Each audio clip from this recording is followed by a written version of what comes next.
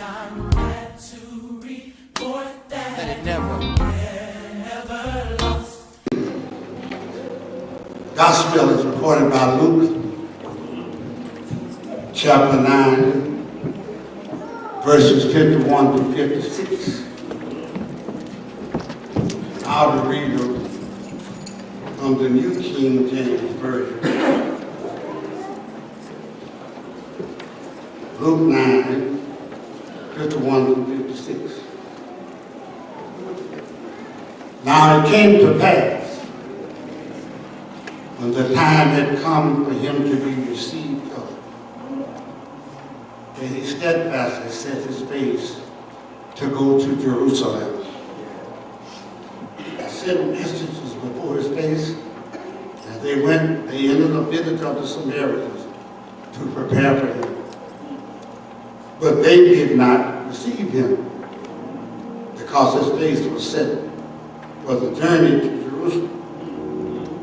And when his disciples James and John saw this, they said, Lord, do you want us to command fire to come down from heaven and consume them just as Elijah did?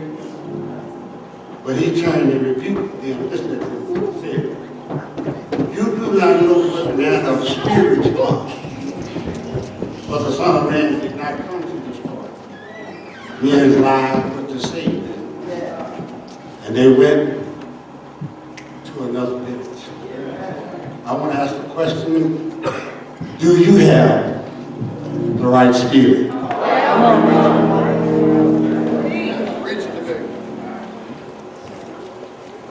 As I will say this about Ben and I are glad to be able to have a little baby here.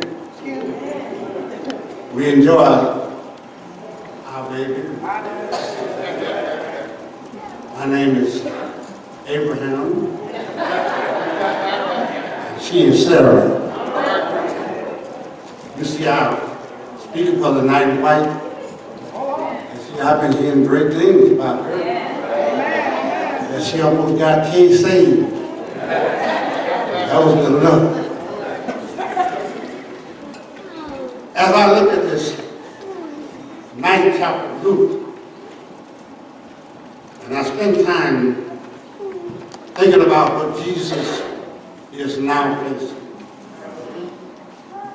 When we get to verse 51, it's a transition verse within Luke's account that shifts from the focus of Jesus' ministry and his miracles and his teaching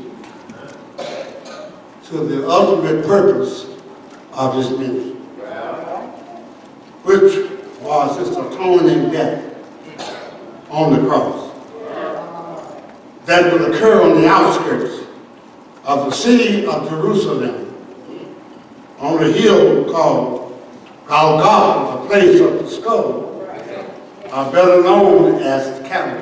That's right. Before this time, Jesus had spoken of his death, but not to the level of which he began to share it with the 12, especially those who were numbered to be with him, inclusive of the one that would betray him. Setting in motion the event that would place Jesus where the prophecy of Isaiah 53 and verse 12 is right where the Father wanted him to be. He was the head between two thieves as a sacrificial lamb slain for the sins of the world.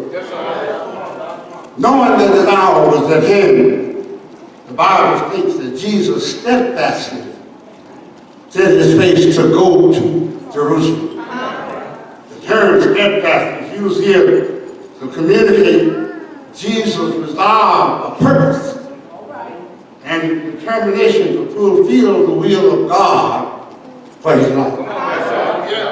Jesus knew why he had come, why he had made the advent. He knew why he was born into the world. He knew his mission of salvation and redemption. He knew he came for more than to turn water into wine and walk on water and feed multitudes. He came to be the sacrifice for the sins of the world. He was fixed in his direction and firm in his objective.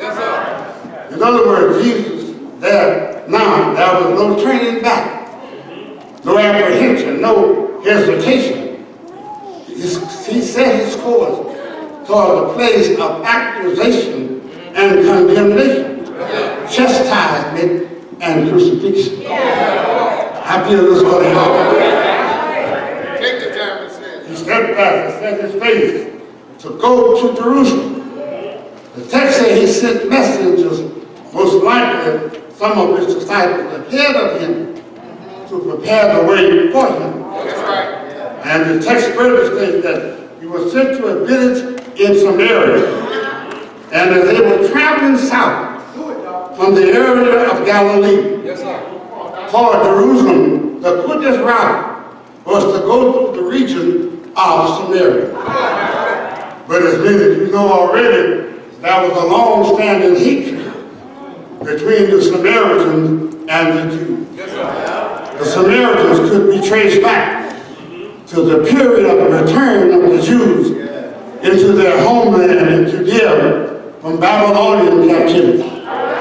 In fact, the problem between the two originated, and the kingdom of Israel was divided into two factions, the north and the south, following the reign of King Solomon. The northern kingdom was called Israel, and it had 10 tribes.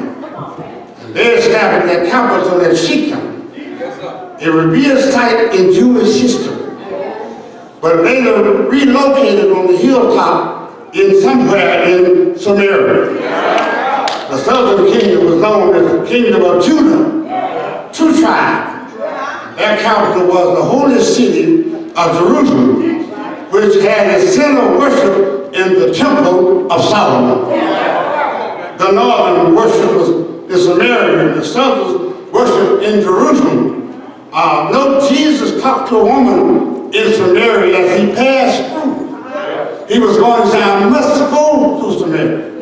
There's a woman in town that has a life out of order. But even though she's out of order, she knows enough people to go tell them and give them the good news. Sometimes the raggedy life, the messed up life, the low-down life can become the best witness for the master. Y'all have a witness? Yes. And so the southern worship in Jerusalem and the northern worship in Samaria. In 722 BC, I'll be doing my history in just a moment. The nation of Assyria conquered the northern kingdom of Israel and took most of his people into captivity. The Assyrians then brought in Gentile colonies from Babylon, from Cuthah, from Ava, from Hamath, and for Arvinium to take place of the Israelites and resettle the land. Upon and brought with them their pagan idols. And the Jews began to worship God alongside their idol. They had forgotten about the God of Abraham, the God of Isaac, and the God of Jacob. In theology, this is known as syncretism, which is the fusion, the blending of two or more beliefs or practices. The book of Ezra and Nehemiah talks about the intermarriages that took place, which was strictly forbidden by the law given to God through Moses, and the people who got themselves involved in this became a mongrel nation that the Jews had no part with because they were a mixed race of people. They were not one thing or the other. I was asking heaven. When the remnant of the southern kingdom returned from exile to Babylon to build the city of Jerusalem, its walls and its worship center. The temple had bitter opposition as the Samaritans vigorously opposed the rebuilding efforts and refused to participate because they were not full-blooded monotheistic Jews of this world. Some 500 years plus, Lord help the boy. During the days of our text, the feud was full of gossip. As a matter of fact, John 4 said, the woman said, you know the Jews have nothing to do with the Samaritans. Jesus said to her, that's because you don't know who you're talking to. I'm not a typical Jew. Look at my pedigree. I'm not all Jew. I'm part of this and I'm part of that. I'm part African. I'm part Asian. I came to save the world, not just the Jews. I was talking back to them. And so I looked at this morning. I said, the tree would be interested in this because they want to know how you ought to do to please God. Animosity was prevalent as the messenger sent to Jesus, and Jesus himself was not received well in Samaria. To take those Jews on their way, he took Jesus' most trusted disciples, James and John, having witnessed the act of rejection. And they felt it was morally right that these people deserved punishment because they rejected Jesus. Thus they said, do you want us to command fire to come down from heaven and consume them, just like Elijah did? They recall the episode recorded in Kings when the prophet Elijah called down fire on the Samaritans that opposed him on Mount Carmel. Since these modern day Samaritans were doing the same thing, James and John requested that God would give them the power to call down fire as Elijah from heaven. But to their surprise and to their disappointment, Jesus did not sanction their redeeming. But instead, Jesus rebuked them for having a spirit unlike his. I need to tell you, revenge, giving, hurting people, is a spirit unlike Jesus. A spirit that's antitypical of heaven. The spirit did not reflect his mission, his heart, or his mind. You've seen in our text, instead of granting permission or approval or retaliation, Jesus expresses disapproval and dissatisfaction as the behavior and mindset of James and John. Two of his inner circle, close to him, he took them everywhere. He trusted them with everything. And yet they learned everything except who he is. They didn't learn how he is. It's all right to know right from wrong, but that's not enough to tell you about Jesus. The God I serve is a God of grace. He's a God of mercy. He's a God of another chance. He's a God that lifts up, not the God that tears down. He's not a God that came to destroy. He came to save.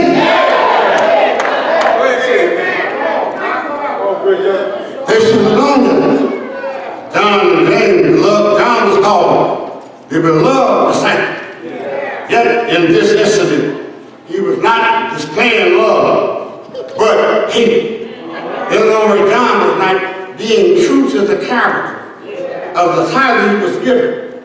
I'm trying to tell you today that a child of God, a Christian, is not one that has a heart full of hate. I mean, you find out if you can love and both don't treat you right. I mean, anybody can love both that are kind and nice and sweet and treat you right. But it takes a godly child of God in Jesus Christ's DNA to be able to love those who hate you and despitefully use you. It takes some godliness. It takes a new birth. It takes a new inner you. It takes a new person. When you're looking in the face of somebody who can't stand your guts and you still loving them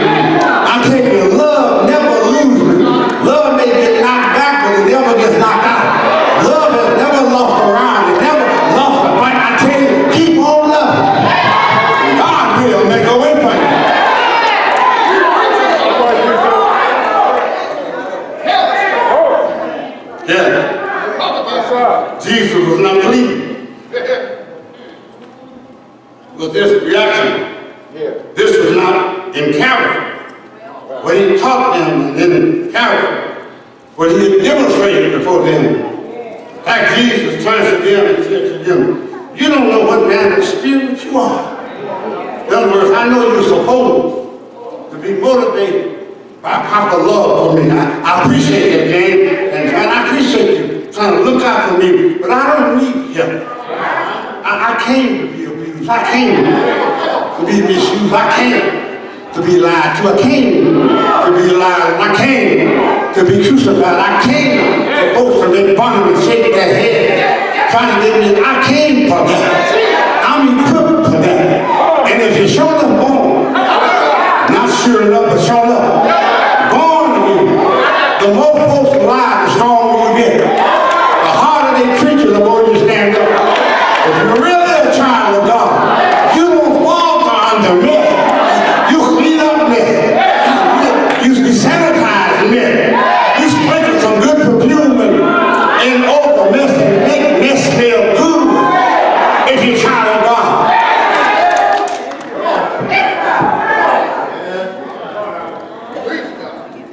Came to the world for this. That's why you're here this morning. If you mad at somebody because they didn't treat you right, you got the wrong spirit. Folks are not. You don't get blessed for being treated right. You get blessed for being right when they're wrong.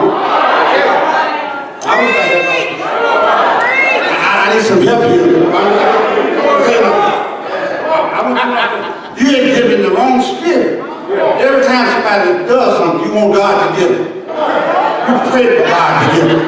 You want God to straighten out your husband and leave you a fool. You want God to straighten out your wife and leave you a dog. I mean, you need God to work on you. You don't go to the doctor for your head. You go to the doctor for your head. Come on, help me out here. Quit asking God to straighten out your husband. Your husband will be all right if you quit acting fool. Your wife will be all right if you stand up like a man. You don't need God to straighten nobody out for you. You straighten them out. You straighten them out at night, straighten them out in the daytime.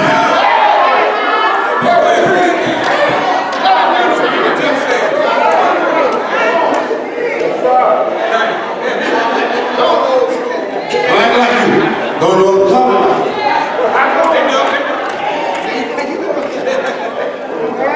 God, the ministry of Jesus, there's much I feel the help on them. This is what he taught. What did he exemplify? Luke 6, he said, bless those who curse you. Notice, not bless those in return of favor.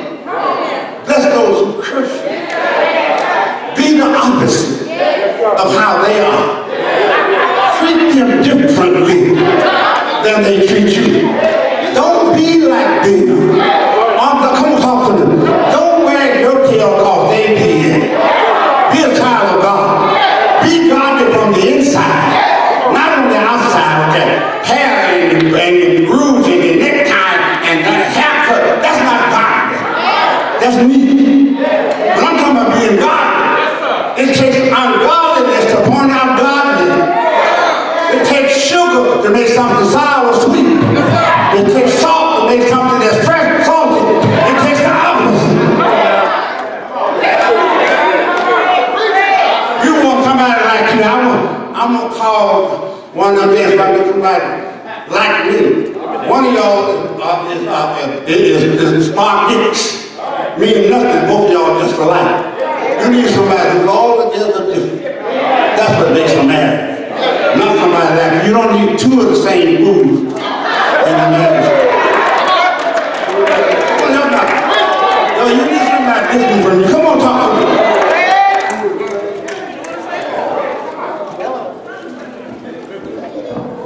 Our spirit prays for those that mistreat you. This is the right spirit, and I'm afraid some of us have not caught the spirit of Christ. I'm going to preach, I'm going back to sleep. A jealous spirit is a wrong spirit. An envious spirit is a wrong spirit. unforgiving spirit is a wrong spirit. Now, you know you did this to me. So what? All of us have done something to somebody that you didn't get mad when you were doing the doing. You just got mad when you got done. When you were playing folks, it was all right. But when you got paid, it was a little pain. Ain't never seen you walk around mad at yourself. I paid him. Come on, y'all, listen. Come on, Miss Odessa. You used to play folks. I knew this until you were playing. A judgmental spirit is a wrong spirit. I mean, don't judge everything.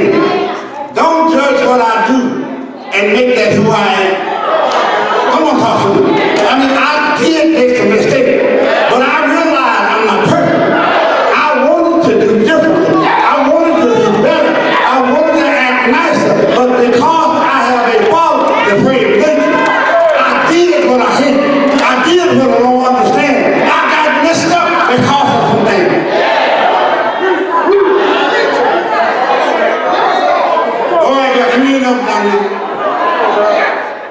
Looking and lusting is the same thing as shacking. You don't have to touch nobody for fornicating. You can say, well, he can be looking at him on the eye. Because they don't want their wives to see him. You can fornicate on the front row. It's in your heart. In your heart. Not in your action. Whatever comes out is already in there. Lord, I was saying a backstabbing spirit is a wrong spirit. Slandering spirit is a wrong spirit. A revenge spirit is a wrong spirit. The Bible says God is love. Any spirit in contradiction to the love of God, that's those who are not of God. The Bible teaches that God is true. Thus, a lie and liars have another DNA. And Jesus says that Satan is the father of lies. All liars have been begotten by Satan. Liars are born, not jealous. You can't lie unless you're lying by nature. You better say it, sir. No retaliation. No eye for eye and tooth for tooth. Tit for tat. You and I, there's someone out there. Vengeance is mine. I will repay, said the Lord. In other words, payback is not a divine prerogative, but it's all exclusive of God. It's not a human right or a human liberty. Like Jesus, we must be in the business of salvaging life, not destroying life. We must give people space and time to repent. We must not return hate for hate, rejection for rejection. But where there's hate, we must initiate love. If denied, refuse, or brushed off, or dismissed, don't retaliate, but turn the situation over to the Lord. This can be hard in the flesh, but in the spirit, it's the right thing to do. Being led by the Spirit. I've learned you can't make people like